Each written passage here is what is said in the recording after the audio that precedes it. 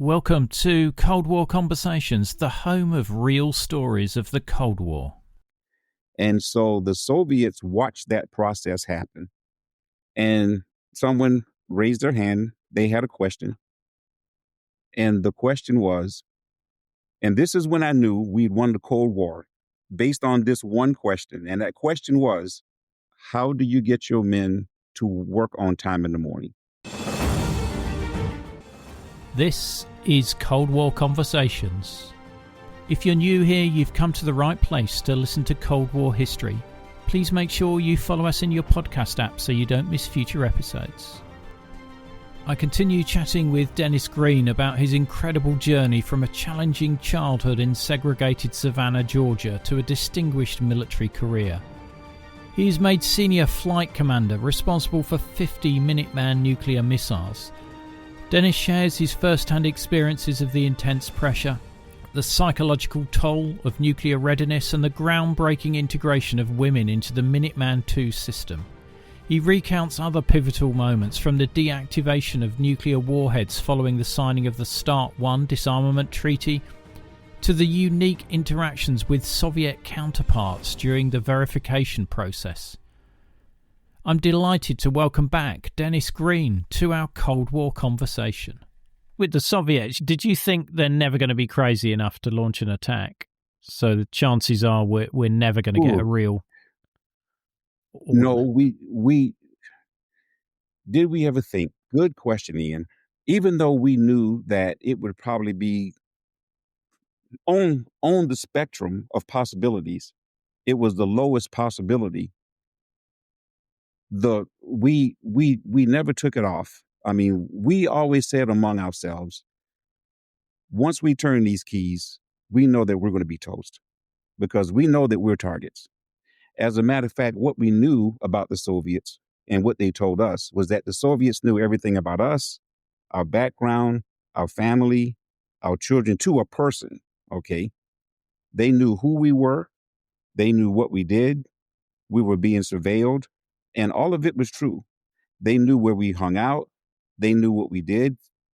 They definitely knew where our launch facilities were. We knew that we were targets, so that we knew that if we ever turned those keys, we would never survive.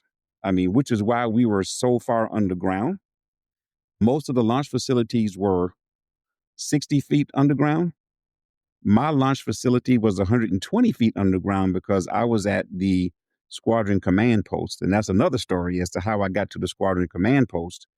Because if any one of the 5 launch centers could launch all 50 missiles in a squadron. So that's what was built in was, hey, only one of these has to work to get all 50 off. And so that was the redundancy that was built in. And since I was at the squadron command post, we were doubly deep underground, hopefully to where if we were ever to get hit, we would have time to at least launch those missiles. You must give some thought as to the magnitude of what those keys represent as far as that launch, because you know the inevitability there is you are going to kill millions and millions of civilians. Okay, there's going to be some military in there, but it's going to be loads of innocent lives. How do you grapple with that?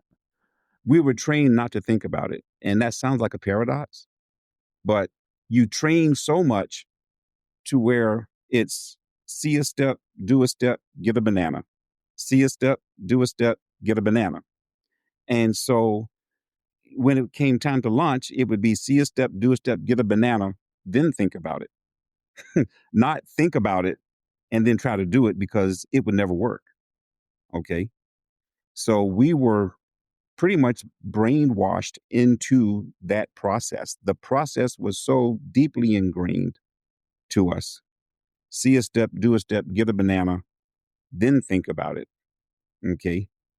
And because everything was timed from the time the message came, whether it was a test message or whatever it was, you had so much time to respond, you know, and all the directions would be in there, and there would be a clock in that launch control center, a mechanical clock, because It had to be a mechanical clock that we had to set every day to make sure that the timing was correct, because on that mark, on that second, is when we had to turn those keys.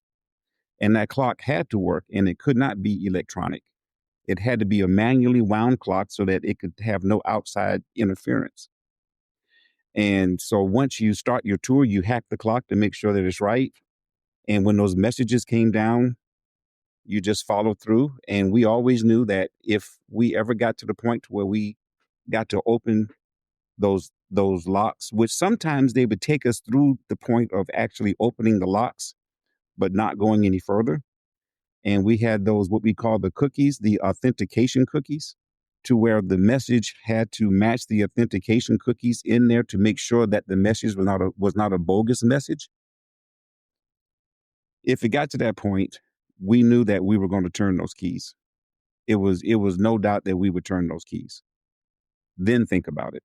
That's how we got through it. Wow.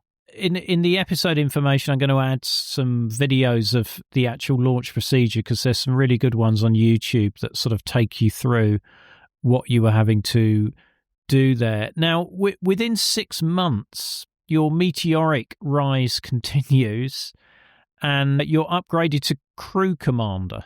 Yes. Usually it takes 2 years. On a 4-year tour, you're a deputy for 2 years and a commander for 2 years. But because I had come into MWR, I was already a first lieutenant, so I had the grade already. And how I got to become the top commander for the squadron was it was sort of by chance. It was sort of opportunity, sort of you can kind of have it kind of a thing, because yes, I was pretty good. I got upgraded quickly. There was a need for more commanders, but to be the senior flight commander right off the bat was unprecedented. And how that happened is that I just mentioned about the squadron command post being 120 feet into the ground, not 60, right?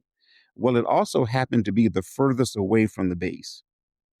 And so that was a disincentive to be stationed to that particular launch facility, because our primary way of travel was by Suburbans. You would have to get in a truck and drive over these gravel roads and dirt roads to get to where you have to go, meaning it would take you forever to get there, and it would take you longer than forever to get back. So the incentive as a young officer is I want to get back early so I can start partying and do whatever I want to do. If you're stuck way out there at that last one and it's snowing, you might get stuck. And there were many times to where we were actually stuck overnight and had to do 2 and 3 days in a row, right? So nobody wanted that facility because no one wanted to get stuck. And I raised my hand and said, I'll take it. But then that means that I am the senior flight commander over all of you guys.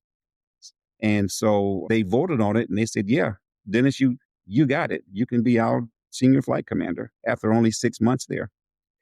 But there's always a good ending to the story, Ian. Here's the good ending to the story. I tell you, serendipity, this has been my life. I've got a life full of serendipity, right? So a new helicopter unit comes to Ellsworth Air Force Base during that time, just during the time when I take this job, right? And they need to fly training sorties. Well, what can they do that's productive just to go up in the air and come back? Oh, we can take some of these missileers out to their, and we can fly them in, we can fly them back. But these little short ones don't give us enough training opportunity. We need to go to the ones that are the furthest out. So guess who got chauffeured? Brilliant. Jeez. Yeah. I'm going to ask you for the lottery numbers after this. I know, because you've obviously got the luck there. Yeah. So how far away was this command post by road? How long did it take to get out there? Oh, on a good day, hour and a half. On a bad day, maybe 3 hours. Wow. Okay. Yes. Okay. So quite a trek. It was quite a. Mm-hmm. And so the senior flight commander role, what are you doing there? Because you're no longer turning keys, are you? No, I am turning keys. I'm just doing it half the amount of time. that everyone else does. So instead of going on alert twice a week, I'm going out once a week.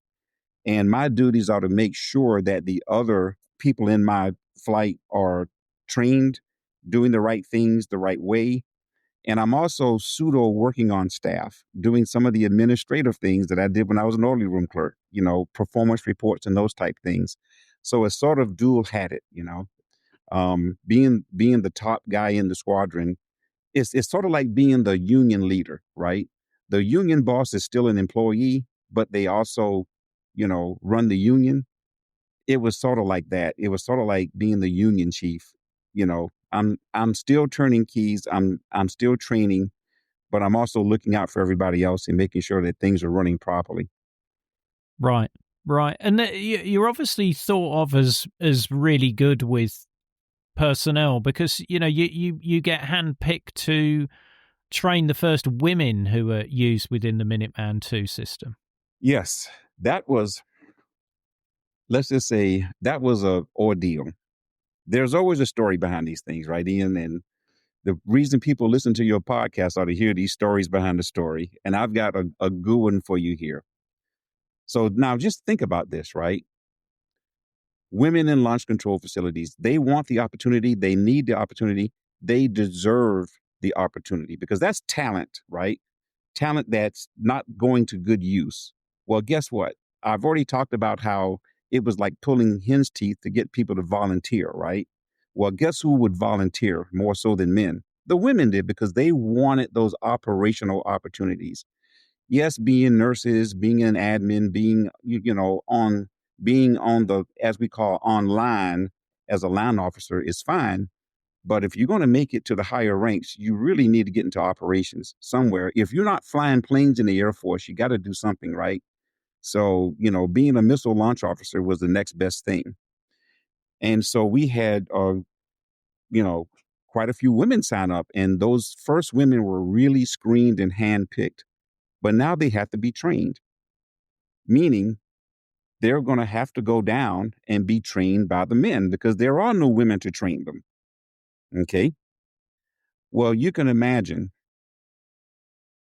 the storm that happened from the wives of the men. You mean you're going to be doing what with who? 60 feet underground? What? What in the? I no. So, Ian, all hell broke out on that base. It was crazy. It was mad. The base commander called a meeting. The Officers' Wives Club, where all the officers' wives would gather and have tea and,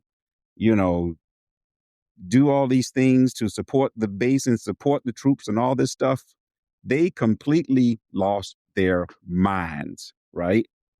My husband is not going down underground with a woman that's not going to happen. It got so bad, Ian, that the commander had to call them all into the base theater and have a meeting. And what finally sold them were the women themselves who got on stage and said, we need these men to train. There's no other way for us to progress. These men have to train us. There's no other way. And that quelled it enough, just enough for us to be able to start the process. So being handpicked really meant being handpicked. The commanders came by and says, okay, we're in, formation, right? Greene, you will, Roberts, you will, Spence. Oh, no, not you. You will not. We know you, we know you, we know you. And so there were just a handful of us, maybe 5 of us who were handpicked to train the first women in the Minuteman II system. And it went well. It went without a glitch. And you talk about some of the most dedicated and capable people on earth were those first batch of women who we trained. So you must have ended up with all female crews then, as well as mixed crews. Well, we had mixed crews until we had enough women trained to where, and because remember, it took 2 years to become a crew commander, generally, right? And so We did have a few all-female crews towards the end, but that's when we started the deactivation process. So really and truly, there weren't that many all-female crews. They were pretty much mixed crews. I do believe there were 2 women who made it up to crew commander, and we had 2 all-female crews out of, gosh, we had about 300 between each. We had 3 squadrons, about 100 in each squadron. So, just a very small percentile, but you know, it it was groundbreaking. It was groundbreaking. Wow. Wow. And as you've alluded to, political moves are being made with the Soviets. Gorbachev has come to power, and there are nuclear disarmament talks, and START 1 is signed, which starts this deactivation of the Minuteman system. Can you tell us about your experiences around the deactivation? Because basically your job's going there, isn't it? Yes, we are victoriously ending our jobs. Okay. And so it was really a great moment in history. Politically, gosh, we had visitors. We had CBS. Ed Bradley came out from CBS and did a segment on us. And we were told to behave, of course. if if asked, say XYZ, blah blah blah, all that stuff. But in the meantime, what it meant operationally was that we were to, first step, remove the warheads from all of our missiles. And of course, in our squadron, we have 50 missiles. And so I'm partly in charge of making sure that goes off without a glitch, right? And so we're in the process of removing these warheads, and just just think about what it takes to remove a warhead physically, but then the parade is, it's almost like a presidential enclave of officers and trucks, and you move a nuclear warhead down an interstate highway. I mean, it's sort of like, what in the world is this, right? And it has to go to this. So all of these steps. So it's a very, very precise process, right? And we start to nail it, right?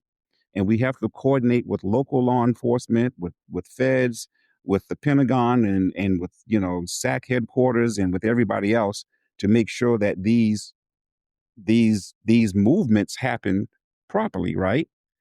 And then it comes down to where okay, how are we going to make sure that these warheads are not here? Well, as President Reagan said, trust but verify. And so now we come to the verification stage. The Russians were coming over to physically see that we had removed the warheads, and likewise, we would do the same. We would physically go there to make sure that the warheads were gone. Okay. And so we start the preparations. And of course, we're told, hey, look, whatever questions they have, if it's not classified, answer it. And so, we hit the books again real hard, because we don't want to, seem like we don't know what we're talking about. So we, get back into the technical orders. And I mean, we're drilling each other, and we're asking each other questions for a matter of about 3 or 4 months, right? And so the big day comes when the plane lands on the tarmac, and out come the Russians. Okay. So, and I'll never forget, we're looking at them, and we're greeting them, and they're greeting us. And this one guy, Bud. And I said, "Oh, your name is Bud." Bud. No, Bud. What? He says, Bud, Bud, Bud, Bud. The guy wanted Budweiser. He wanted beer. Getting off the, and so we finally figure out this guy wanted beer. I mean, even before we do the first thing, Bud, just Bud. So we, of course, his nickname was, of course, Bud, right? We called him Bud the whole time. And so since I had been in MWR, and part of my job was the liquor store, I knew exactly where to take them. So off the plane, we go to the liquor store, and he not only gets like, you know, a couple of cans of Bud, he gets 2 cases of Bud and puts a case on each shoulder and won't let them go because obviously this is like gold compared to the crap that they drink in Russia. Budweiser, I'm sure was like gold.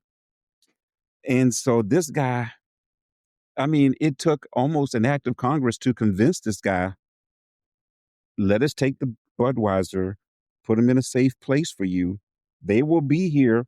Trust us. We're not trying to take your Bud. Okay. We're going to put them in a safe place. No, no. The guy held on to his Bud. He finally, I think some of his comrades kind of finally got him to relent. You're making us look bad, guy, and I put down the Bud. Put down the Bud, it'll be all right. All right. So we finally got him to put down the Bud. And then we got down to business. Kind of got down to business because the missile wing was in this place on Ellsworth Air Force Base. It's still there today, called the Pride Hangar. And the Pride Hangar was the largest construct building in the whole state of South Dakota. You would think it would be a football arena or something, but no, that hangar was the largest. It was huge. It was massive, right? And so we had a huge parking lot.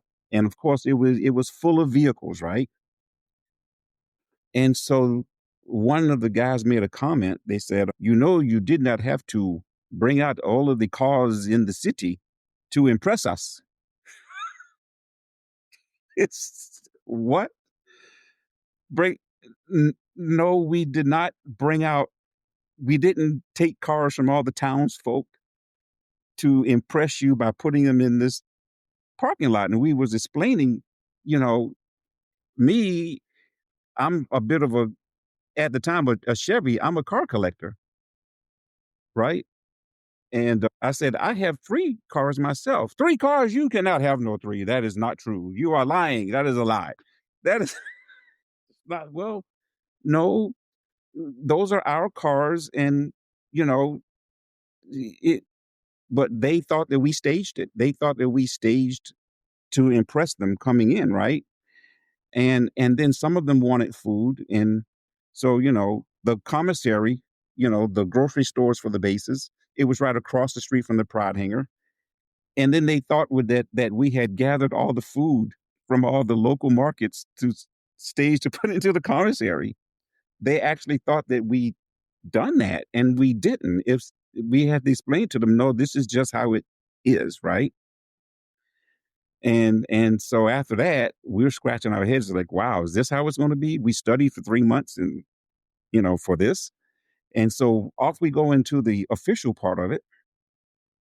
And we did the meet and greet. And then the next morning, when we have our pre-departure, the pre-departure is when everybody gets up in the morning, they do the classified briefing, and they get into the Suburbans, and they drive out to go relieve the crew that had been there from the day before, right? And so the Soviets watched that process happen. And at the end of that process, we asked if they had any questions. We gave them the briefings. They couldn't stay for the classified part, but and someone raised their hand. They had a question. And the question was, and this is when I knew we'd won the Cold War.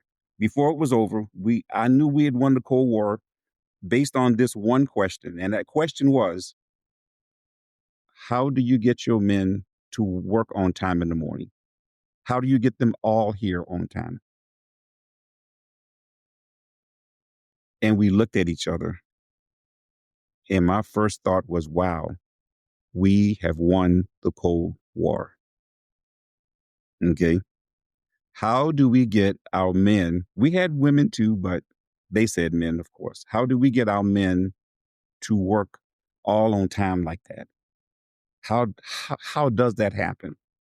Because they have problems with that. They don't show up on time. Half are drunk on vodka. Okay. And we just told them this is sort of how it works, Um, it's our military standard, and we were talking pre-ABCs, not even ABC, nowhere near XYZ, but pre-ABC, right? Those are the level of questions. We studied for all this technical stuff to tell them how this worked and that this gadget, if you turn this gadget, this happens and blah, blah, blah. They weren't interested in any of that. Okay. It was those type of questions. And another thing that really stood out to me was when we gave them a tour of the building, we had a place, a dispatch, right? When the trucks go out, we have to have a place that handles the dispatch and this, that, and the other. And, it was like a mini command post in there, but it was mainly a dispatch. And we would have airmen and maybe a junior NCO, like a E5, be in charge of it. And they could not believe that we had an E5 in charge of something that important. They said that would have to be an officer in Russia. That would have to be an officer. There would be no way that they would trust an enlisted person to run a dispatch. And that was the second thing that said, well, we really won the Cold War. Okay. If they can't trust their enlisted people to do a dispatch. Okay. So that visit was revealing. It was very, very revealing. And so, yeah, that's pretty much what I got from it. And it was a big deal. They did the verification, and had I stayed in missile operations, I was asked to be one of the ones to actually go to Russia to verify that their warheads had been removed, but I chose to move on. Wow. Wow. I mean, it must have been really weird.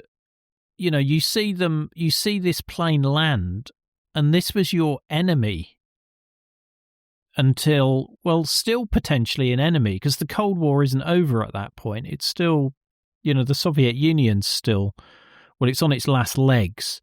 And, to see these guys and, basically show your operations to them, it must have been a real, I don't know.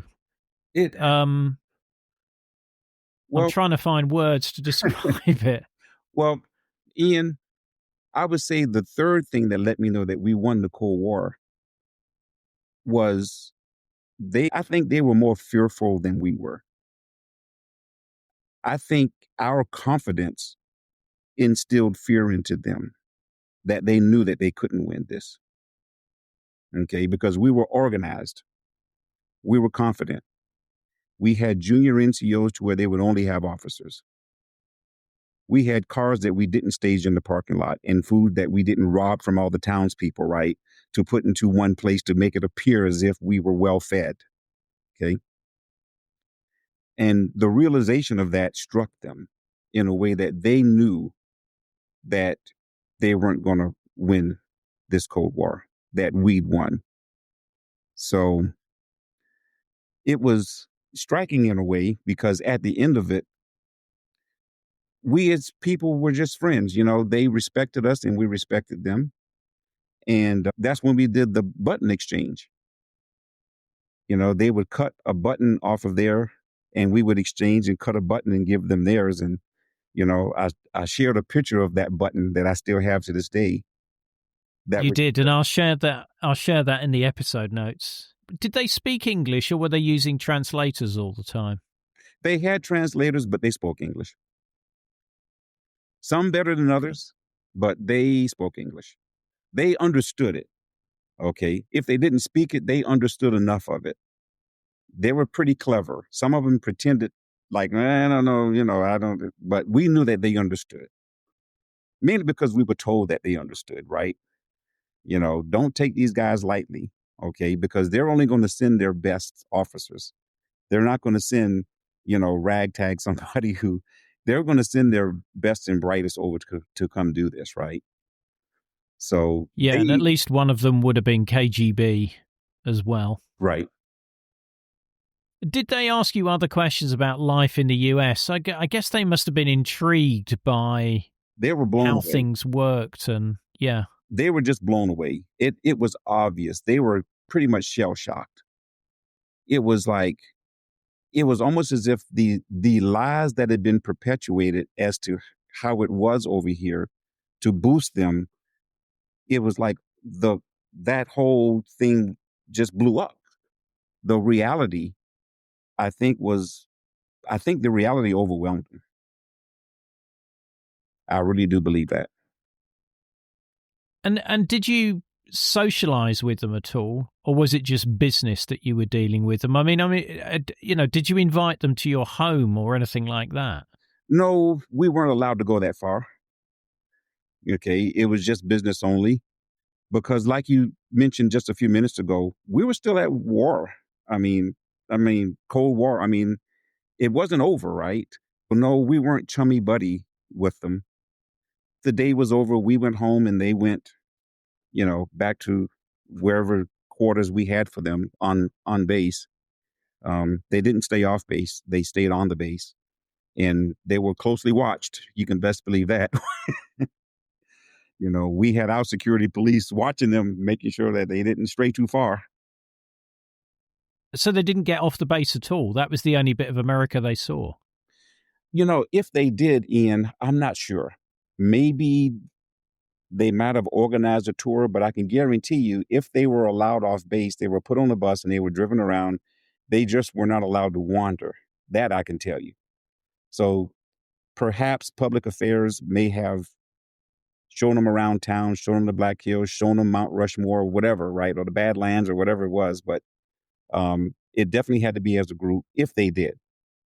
I'm not sure whether they got off the base or not. Incredible times that, because, I was born in the year of the Cuban Missile Crisis, so 1962. So, I was in late 20s then. And, you thought the Soviet Union was going to be there forever. Right. You never thought that was going to disappear. And then first the Berlin Wall goes, and then, yes, the red flags hauled down over the Kremlin on Christmas Day 1991. Incredible times. So you've effectively been a turkey voting for Christmas. Your job's disappearing. What happens to you next? Well, then for me, as I said earlier, it was a 4-year career broadening, right? So it wasn't a career, it was a career broadening. I could do one or two things. I was encouraged to stay in the missile field, promised, these wonderful jobs, but it was like, well, I don't know. And then, if you recall, that was the time where we had the big drawdown, and the military was offering a lot of money for us to leave. And so I looked at my options and I said, you know what? I think I'm going to take the bucket of money. And, my whole reason for coming in the military was to get my education.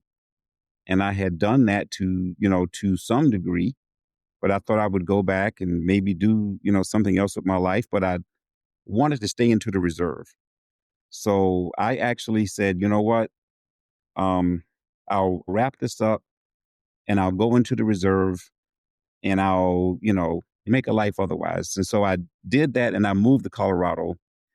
And militarily, I joined the 302nd Airlift Wing at Peterson Air Force Base as an equal opportunity officer, EEO, for the base there, which was something completely and totally different again. I mean, so I go from being an admin guy enlisted to an MWR guy, something completely different, right? To something completely different as a missile launch officer. And now I'm a EEO, equal opportunity guy. I mean, how does that happen? I don't know, but it happened. So yes, that was my next career move. What are you doing in your civilian life? You've got another job. Yes, in my civilian life, I'm selling insurance. So, okay. Yes, in my civilian life, I'm selling insurance in my civilian life, and which isn't a whole lot of fun, but it pays the bills, and I'm in the military, which was the fun part, doing EEO work. So we're wandering a bit outside the Cold War period, but walk me through where you end up with the U.S. military. Okay. Well, from that EEO job, I was named the company grade officer for the year for the whole Air Force Reserve because we did some great things on that base. We were experiencing a lot of sexual harassment. A lot of people didn't know where to keep their hands. And so I was brought in to clean it up. Okay. So it sounded great on the outside, but really I was brought in to clean up that mess. And the fact that I had trained women in the missile field, I was one of the handpicked ones who could be trusted that way, made me a pretty good fit to train these knuckleheads on what not to do, right? And we did such a good job of it, me and my team, that we were the number one in the Air Force Reserve. And I was the number one officer, which got me promoted 3 years below the zone to major to '04, and got sent off to Air Command and Staff College. And I said, I met back up with Darj Dargenio, again, my buddy who I'd caught up with in rank, the one who said, afraid to succeed. And now we're buddies and now we're peers, right? And after that, halfway through the school, I learned what my next career move is going to be. And I have to back up just a little bit because before they sent me off to Air Command and Staff College, because we've done such a good job in the EEO field, the wing commander says, Dennis, what do you want to do next? You kind of get to pick. I said, boss, I don't care. I just want to get promoted and I want to be in command. I want to be a commander. I want to be in command. I don't care what it is. And he keeps pressing me and pressing me. I said, okay, sir, let me tell you this. I'll take anything you got, but I don't want to be a cop. Don't put me in security. Don't make me a cop. So, of course, when I go to Air Command and Staff College, the command I get is a cop. So they make me exactly.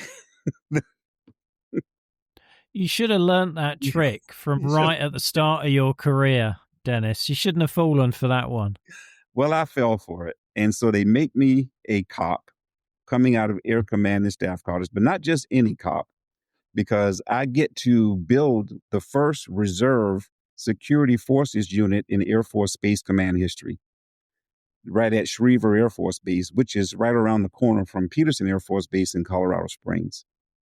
And so I'm the inaugural first commander, and I had the pleasure of building that unit personnel-wise, building-wise, construction-wise, everything. And I get to train the first batch of American airmen who fought in the Afghanistan conflict. They came for everybody. They took everybody and they didn't take me. They said, no, we don't need you. We don't need you. We just need the troops that you trained. But because of that, a 3-star general, General Lance Lord, who at the time was the vice commander for Space Command, says, you're coming to work for me. I said, but I've got a job.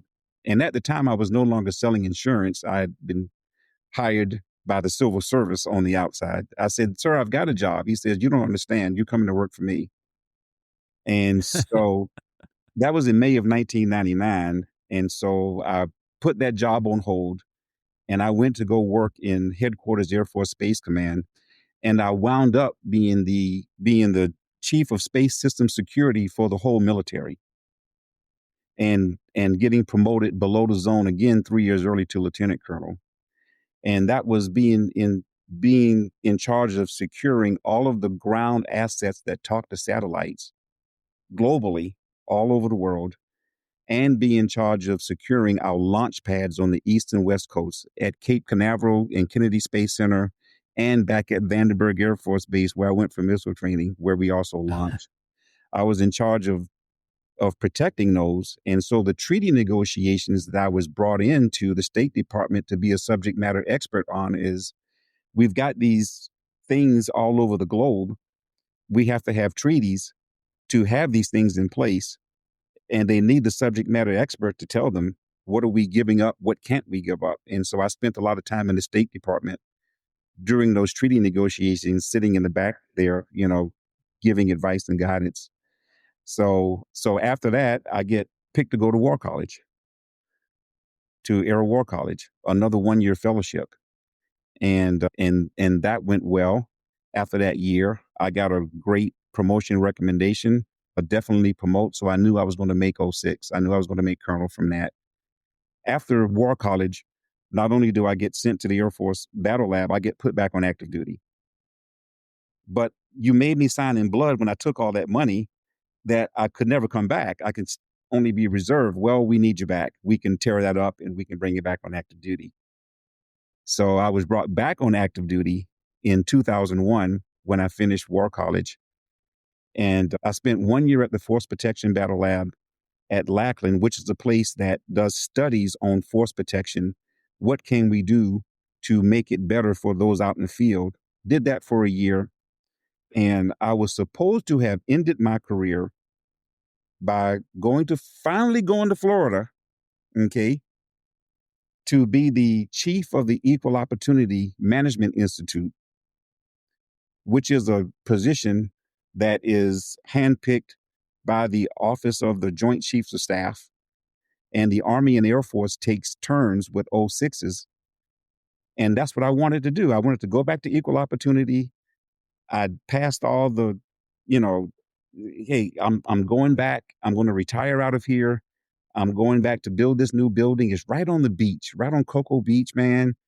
All the stuff that I'm finally going to get to live it on my way out until war breaks out. And, by the way, Dennis, we're going to pull those orders.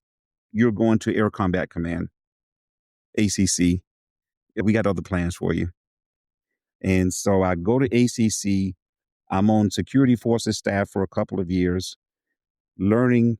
And the security forces, cops in the Air Force, was the first in the war supporting the Army. Before the rest of the Air Force got in, we had to figure out how those troops were to maneuver in and out and send them to war. So the Air Force security forces was at war before the rest of the Air Force went to war. And I was one of the ones who helped organize, train, and equip those security forces for those duties, right? And after that 2-year tour was up, was when I was brought over to operations, to Air Combat Command operations, to where I was the only security ground guy working with a bunch of pilots, okay, who thought they ran the whole Air Force. And long story short there, well, I've got to tell this one story because the first week that I went over there, I was augmenting some other colonels who were on staff, but the Air Combat Command Contingency Action Center or Contingency Action Team or CAT team, whenever an emergency breaks out and we call in all the subject matter experts into one place at one time to respond to it, you have a CAT director. That's a temporary duty until the emergency is over, and then everybody goes back to their regular jobs. So I was brought there to be a CAT director. And my first day on the job in operations was when the levees broke, when Hurricane Katrina hit down in New Orleans. So the hurricane hit on a Friday. That Monday, we were looking to see if the levees broke. And that was my first day on the job as director. And I get a call saying that right after the levees broke and people were on their rooftops, sir, we have helicopters. This was one of our bases down in Florida. Sir, we have helicopters. We can go rescue those people. Give us the order. So the first 2 hours of my first day on the job as ACC CAT director, a ground cop guy, not a flight guy, is giving the order to send helicopters to rescue people off of the roofs in New Orleans who were stuck there trying to salvage their lives. Wow. And that set off a flurry. I mean, a flurry of, I give the order because it's the right thing to do. During the training that I got, posse comitatus, military shall not go into jurisdictions. They pounded into us. So I knew at that point that this ain't legal, but it's right. Another one of those lessons. It's not legal, but it's the right thing to do in that moment. I could have easily said, no, I don't have the authority to send them. It's not, I've got to run this up the chain, but people are dying, right? So what do? I gave the order. I was the officer who gave the order, who rescued people off those rooftops. And then I went and told my boss, the 2-star general. He says, blah, blah, blah, blah, blah, and we run upstairs to tell the 4-star general what I did. And so I'm sitting next to the 2-star. I'm briefing the 4-star general, the commander of ACC. Sir, this is what happened. I got a call. I sent the helicopters to go rescue the people. And then I shut up. And my boss, the 2-star, shut up. And the 4-star leans back in his chair. Ian, you talk about a minute of nothing being said, of just a pause. My heart is beating out of my chest. I'm about to get canned. This is it. Okay.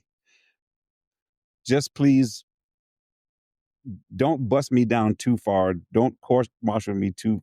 This is it. And he took a deep breath. He says, "Good job, Greene. You're excused." Wow. And I was gone. But it was the right thing to do in that moment. Absolutely. And so from that, I was named a permanent CAT director. And long story short, to kind of wrap things up, well, let me go back on this a little bit too, because right after that, people sometimes ask me, "Dennis, how come you didn't become a general?" I was on track to be a general, and I knew I was on track.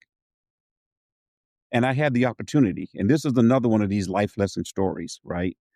I was on track to become a general, no doubt whatsoever. I'd been through, I was promoted below the zone. I was sent to all the right schools at the right time, all these things. And my gosh, here I am in a place to where I'm the only ground guy with all these flying guys, and I'm given all this responsibility. And, surely we're priming this gentleman to be a general. And it just took the right position. And at the time, General Petraeus was a 3-star running men sticky in Iraq, and he had requested 2 officers. He wanted an Army MP and an Air Force Security Forces guy to come work for him directly to help train the Iraqi security forces so that we can leave.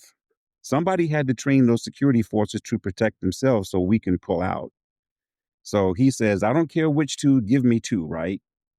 So the Army presented a name. Well, the Air Force, it went to the Pentagon. And this is one of the lessons of taking care of your people. In the Air Force, Chief Master Sergeant is the highest enlisted rank. And I had a good reputation for taking care of the chiefs. And there's another long story we can get into as to one particular chief who got into a lot of trouble, who I helped rescue. Because I remember when I had grace, right? Somebody gave me grace. I gave the guy grace and saved his career. Unfortunately, he later committed suicide. Another story. But the other chiefs remembered what I did for him. And those chiefs had influence in the Pentagon to say, "We think we know the colonel who should fill that billet to go work for Petraeus," because they knew that was the job. They said, "You need to be a general because we need generals like you to watch over us." And so it came down, it came back with my name on it to fill that position. That was the position that would have made me a general, no doubt whatsoever, right? You go do that, you come back, you're going to be a general. But at the time, I was no longer married. I was a single father with my son, Daryl, the one who referred you to me. And at the time, Daryl was 16, doing what 16-year-olds do. And I was a single father taking care of him. And I went in and I thanked those chiefs for what they'd done.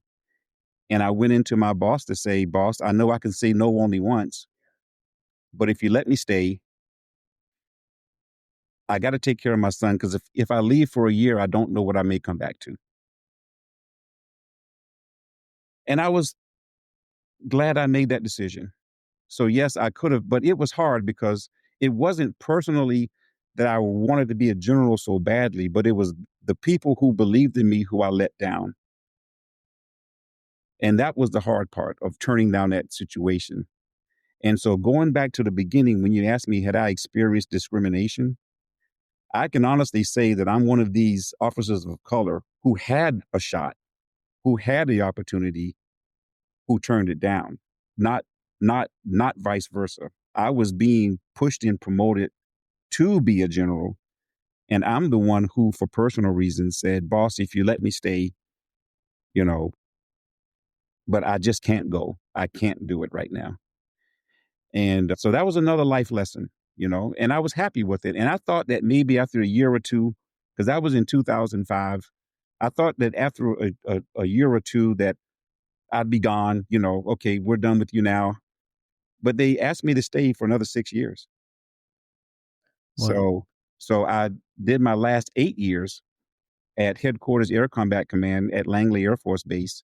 And I live right outside the gate now. I bought my home here, and my son Daryl is doing well. And, it was just a blessing. But I know you said kind of keep it short, but that's kind of how my career ended. And I found love again right at the very end of my career. So I sent you the picture of my bride and me Yeah. walking off into the sunset, in June 2011. It's a lovely photo. And you're right, you put family first. Right. And with an opportunity like that, I can see how that for some people that may have been difficult, because it's like, where you've always wanted to go to, where you've wanted to be. And also, this was going to be your overseas posting that you never got. It always, Ian, for the life of me, I can never get stationed abroad. I traveled abroad, but never got stationed abroad. It's things you can't make this career up. Yeah, I'm not sure I would have chosen Iraq really as my overseas posting, but anyway, that is an incredible story you shared with me. I feel really, really grateful that you've done that. It's incredible for a black kid from Georgia, from a poor family, to make it with one foot on the step to being general. And you made that incredible decision. Yeah, and it was an easy decision. It wasn't hard. It was painful. It was painful because of the people I knew I would be letting down. But I'll just go on to say that I've just been so grateful, for all the opportunities that I've had, because most people don't get these opportunities, right? Mm. I kind of mentioned when I first left the Air Force and went into the reserve, I sold insurance, and then I went to work in the federal government. I became a federal investigator for the U.S. government with the Department of Housing and Urban Development. And when I got called back on active duty, they actually held my job for 14 years until I retired. And I wound up going back to finish the second career as a federal civil servant. And so I not only have one retirement check, but I've got two. And oh, by the way, that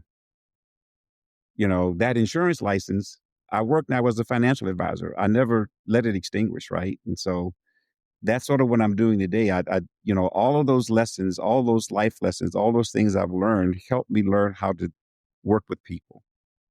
And when people let you work with your finances, believe you me, they trust you more than they trust their pastor, because you get into the nitty gritty of everything that they spend their money on.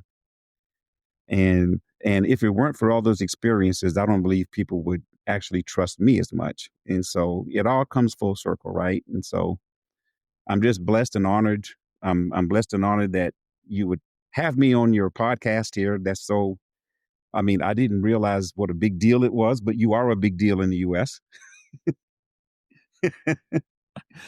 I still can't get over that. Yes. So Dennis, last question. What are tonight's lottery numbers, please? I don't know, but it's got to have an 11 in it, because 11 was my favorite number, playing basketball when I played basketball. So I don't know, but if you're picking lottery numbers, make sure 11 is one of them. Okay. Top tips here from Cold War Conversations. And I mean, just incredulous they kept that job open for you for 14 years. Yes.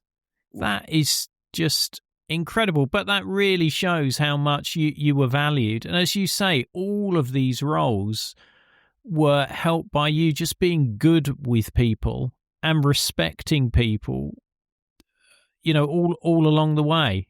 And I think, that is, one of many of the massive lessons that come from listening to your story. Well, yeah, you don't really think about it until you think about it, right?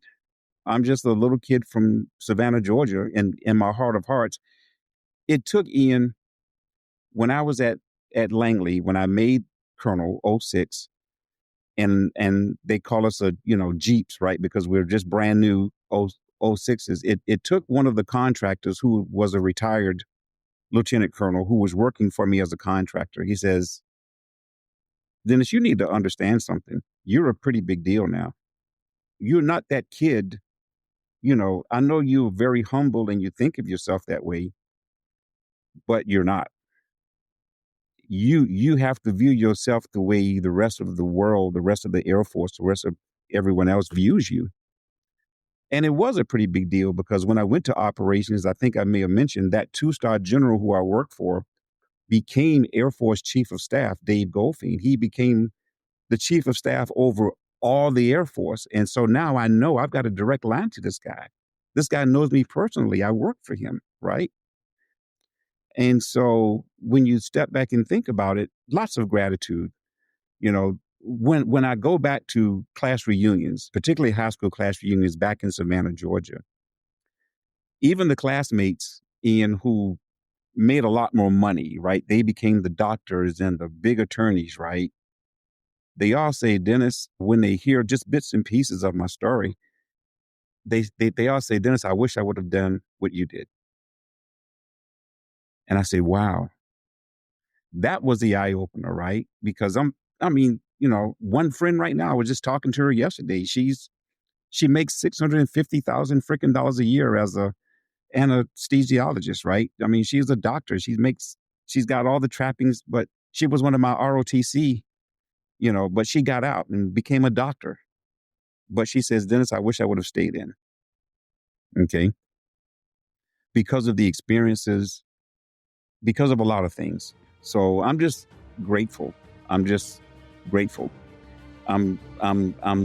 that my old girlfriend's brother came home that day with that brand new car. The episode extras such as videos, photos and other content are available via a link in the episode information. The podcast wouldn't exist without the generous efforts of our financial supporters, and I'd like to thank one and all of them for keeping the podcast on the road. The Cold War conversation continues in our Facebook discussion group. Just search for Cold War Conversations in Facebook. Thanks very much for listening and look forward to seeing you next week.